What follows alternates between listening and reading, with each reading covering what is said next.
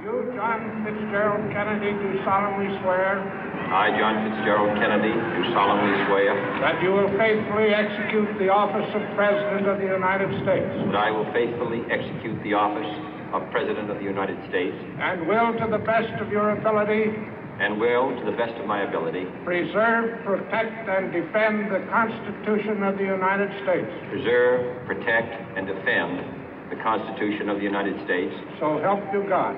So help me God.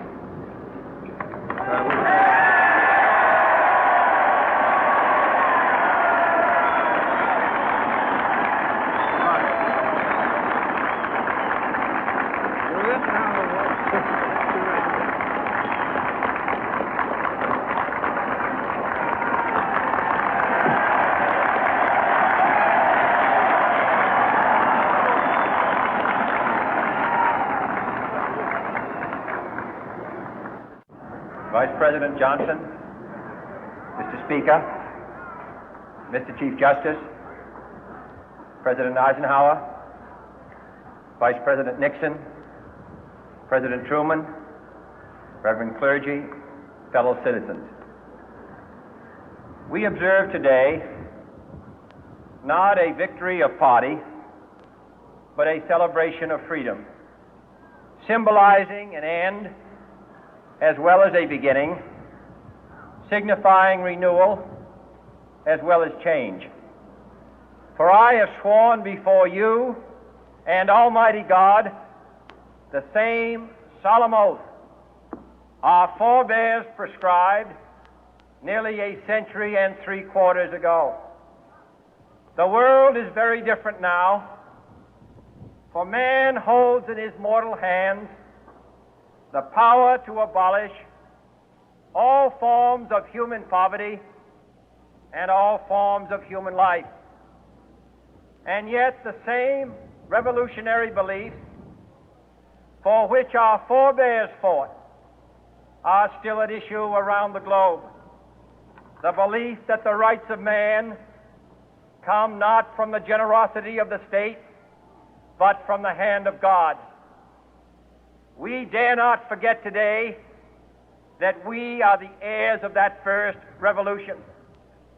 Let the word go forth from this time and place to friend and foe alike that the torch has been passed to a new generation of Americans born in this century, tempered by war, disciplined by a hard and bitter peace, proud of our ancient heritage, and unwilling to witness or permit the slow undoing of those human rights to which this nation has always been committed and to which we are committed today at home and around the world.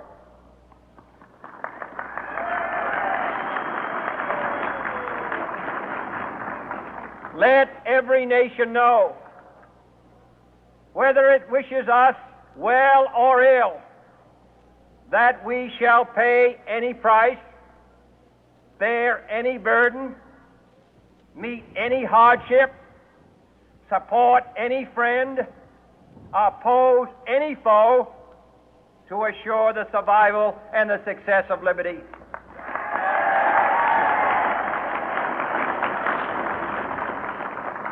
This much we pledge and more. To those old allies whose cultural and spiritual origins we share, we pledge the loyalty of faithful friends. United, there is little we cannot do in a host of cooperative ventures. Divided, there is little we can do, for we dare not meet a powerful challenge at odds and split asunder. To those new states whom we welcome to the ranks of the free, we pledge our word that one form of colonial control shall not have passed away, merely to be replaced by a far more iron tyranny. We shall not always expect to find them supporting our view, but we shall always hope to find them strongly supporting their own freedom, and to remember that in the past, those who foolishly sought power by riding the back of the tiger ended up inside.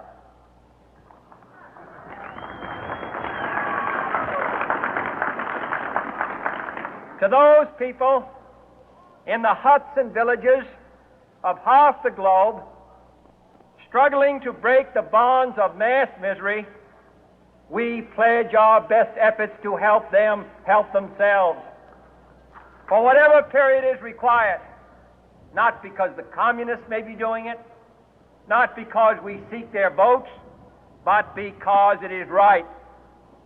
If a free society cannot help the many who are poor, it cannot save the few who are rich.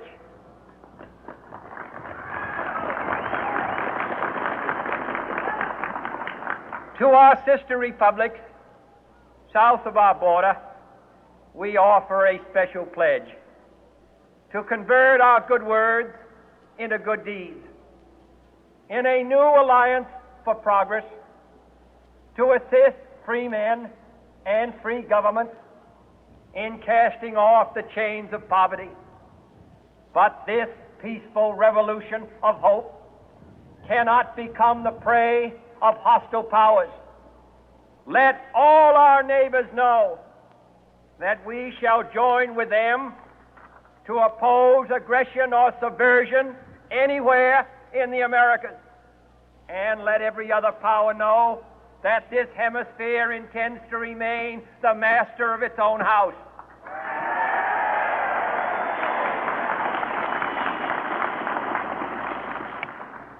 To that World Assembly of Sovereign States, the United Nations, our last best hope, in an age where the instruments of war have far outpaced the instruments of peace, we renew our pledge of support to prevent it from becoming merely a forum for invective, to strengthen its shield of the new and the weak, and to enlarge the area in which its writ may run.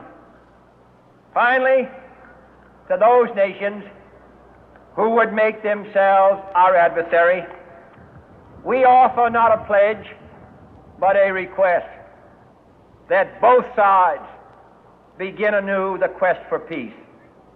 Before the dark powers of destruction, unleashed by science, engulf all humanity in planned or accidental self-destruction, we dare not tempt them with weakness, for only when our arms are sufficient beyond doubt can we be certain beyond doubt that they will never be employed.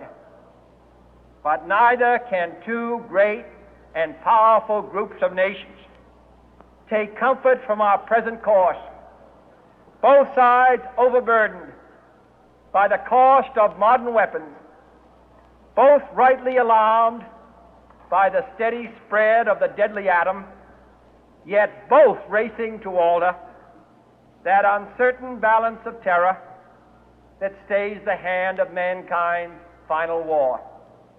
So let us begin anew, remembering on both sides that civility is not a sign of weakness, and sincerity is always subject to proof.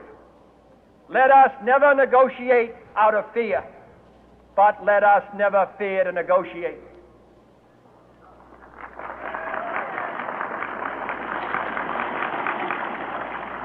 Let both sides explore what problems unite us, instead of belaboring those problems which divide us. Let both sides, for the first time, formulate serious and precise proposals for the inspection and control of arms, and bring the absolute power to destroy other nations under the absolute control of all nations.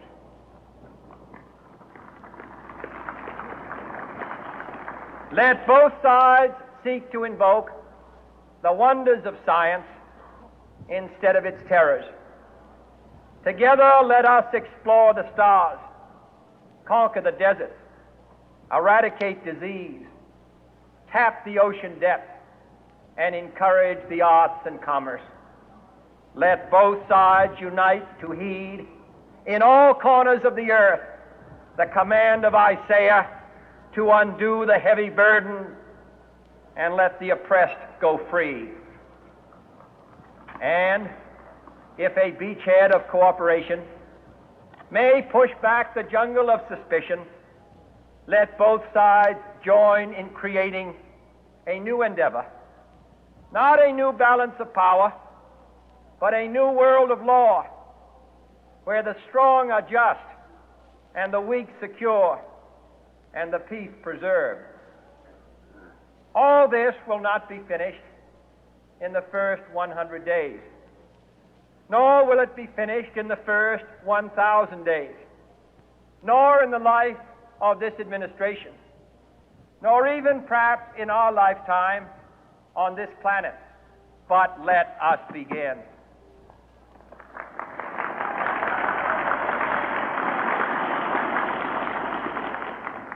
In your hands, my fellow citizens, more than mine, will rest the final success or failure of our course. Since this country was founded, each generation of Americans has been summoned to give testimony to its national loyalty. The graves of young Americans who answered the call to service surround the globe. Now the trumpet summons us again, not as a call to bear arms, though arms we need, not as a call to battle, though in battle we are, but a call to bear the burden of a long twilight struggle, year in and year out, rejoicing in hope, patient in tribulation, a struggle against the common enemies of man, tyranny, poverty, disease, and war itself.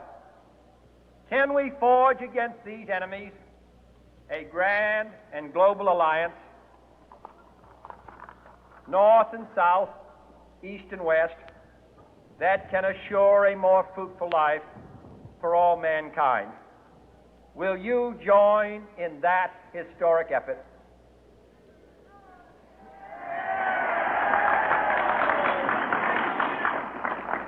In the long history of the world, only a few generations have been granted the role of defending freedom in its hour of maximum danger. I do not shrink from this responsibility. I welcome it.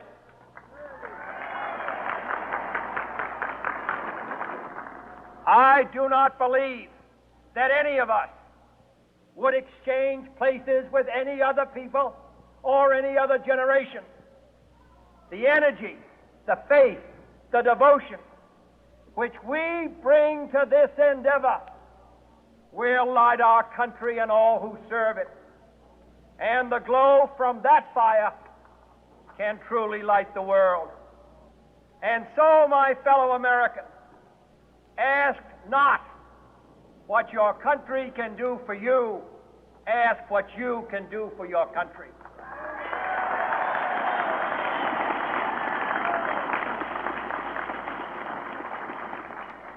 My fellow citizens of the world, ask not what America will do for you, but what together we can do for the freedom of man.